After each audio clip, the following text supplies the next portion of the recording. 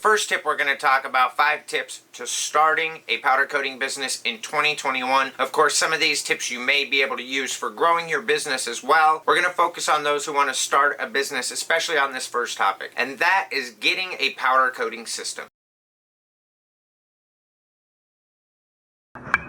Now, if you can get a dual voltage system rather than a single voltage system, that's great. If you can get a used professional system for a good price, that's great as well. The big thing is get a system and start practicing. There are many people out there that started with the dual voltage from Eastwood, including Jeremy and I. That's where we started, and in my opinion, if you practice and practice and practice with that Eastwood dual voltage and you know your limits, then you can actually do great pieces and start making money powder coating. But you first need to get a system and you need to work with it. You need to learn the system. You need to learn your limits. So get a system and start practicing. Save up the money if you've got to and get a dual voltage Eastwood gun if need be. There's a link in the description that'll send you over to Eastwood if you want to check that out. We don't make no money, but we do support Eastwood. Let's get on to tip 2. This next tip is important, but you don't want it to run your life. Join powder coating groups on Facebook.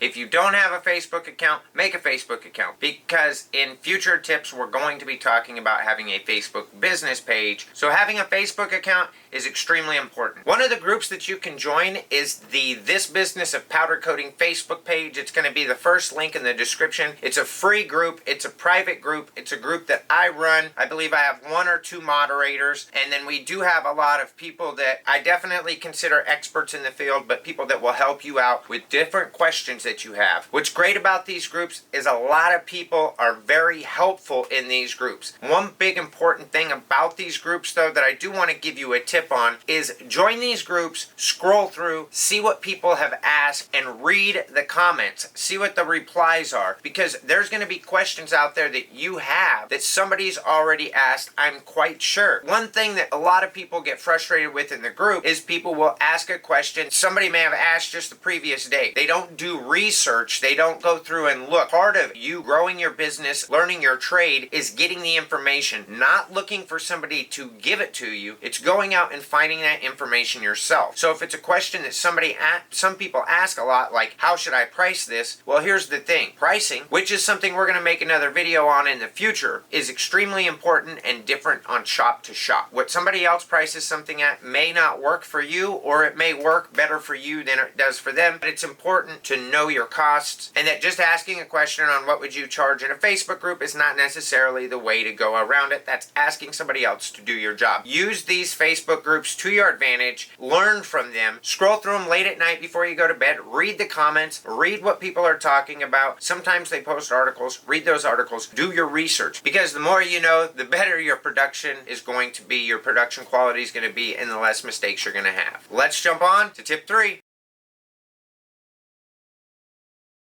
Tip number 3 of starting a powder coating business in 2021 is watching every video you can on YouTube about powder coating. I know that may sound a little cliche. You're watching this on YouTube, but do your research. There are many videos out there. People that powder coat part-time or do powder coating for builds on their other cars. Check out other videos from other great content creators, because there's great information out there, and of course there is some bad information out there. But here's the thing. You can learn from others' mistakes. Do your research. Again, the more you know, the better it's going to be for production, the faster you're going to learn, and you're going to learn about mistakes before you have them or before you make them. It'll help you to not make the same mistake. There's great information out there, and you definitely want to learn as much as you can, so check out YouTube, watch every video you can on your spare time. Let's jump on to tip number 4. Don't forget, we do have a bonus 6th tip, so stick around to the end of the video. And if you like the video at all, give it a thumbs up. The 4th tip is practice, practice, practice. You need to practice on different substrates. You need to practice with your system so you learn your system frontwards and backwards, especially if you have a dual voltage system or not as professional of a system. You want to learn what the limits of your system is. If you're just starting out, you want to be able to have work that you've done to be able to show potential clients or potential customers, and you want to have kind of like a portfolio. Graphic designers and artists, they have their portfolio. Even people who paint cars. They have their type of portfolio. It's your resume. It shows the work that you've done. So the more items that you can powder coat, the more you're going to know about your system, the more you're going to know tips and tricks and what to do and what not to do when powder coating certain substrates or stripping certain substrates. Practice on whatever you have at your house. Maybe powder coat some stuff for your friends and just have them pay for the powder and maybe the blasting media if you blast it as part of your stripping. Just like sports players or anything else in life, practice makes perfect. It's no different with powder coating. Now let's get on over to tip 5.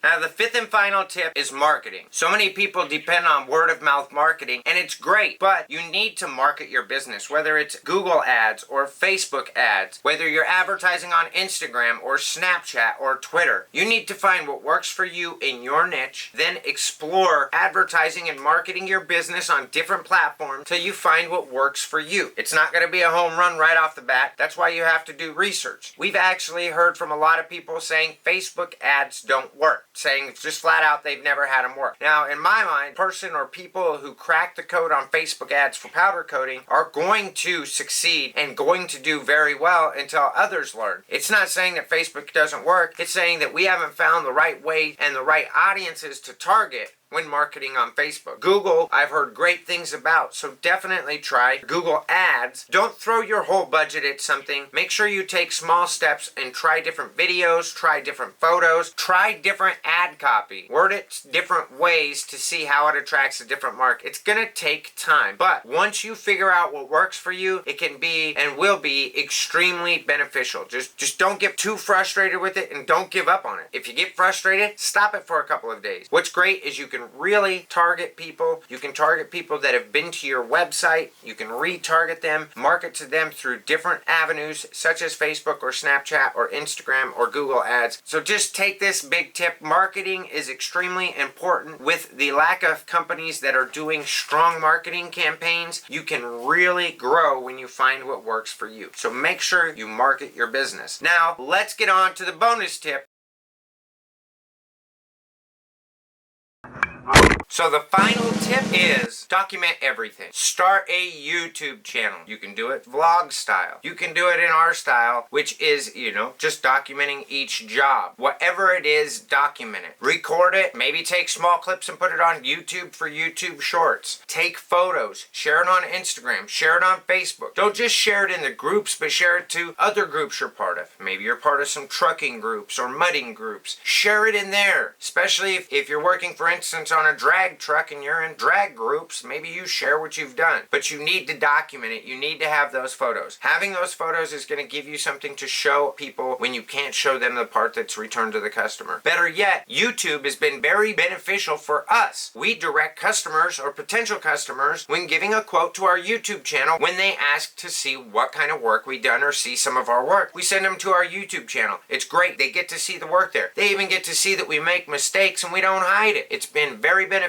to have a YouTube channel when getting jobs. And I don't feel that it's going to be any issue getting more jobs or even getting larger jobs by having the YouTube channel. We have our first customer sending us some wheels from out of state. We wouldn't have had that job if they wouldn't have found us via our YouTube channel. This is very exciting. You don't have to be great on camera. You can just show the work and talk over it. But it's very important that you document it, and it's only going to be more beneficial in helping you learn from the feedback from the people that follow you, as well as teach others how they can be successful in growing their business. And that's it. I hope you all enjoyed this and I hope you all got value from it. If you did, share the video with somebody who you think will get value from it and smash up the like button. It helps with the YouTube algorithm, and we'll catch you in the next video. Peace.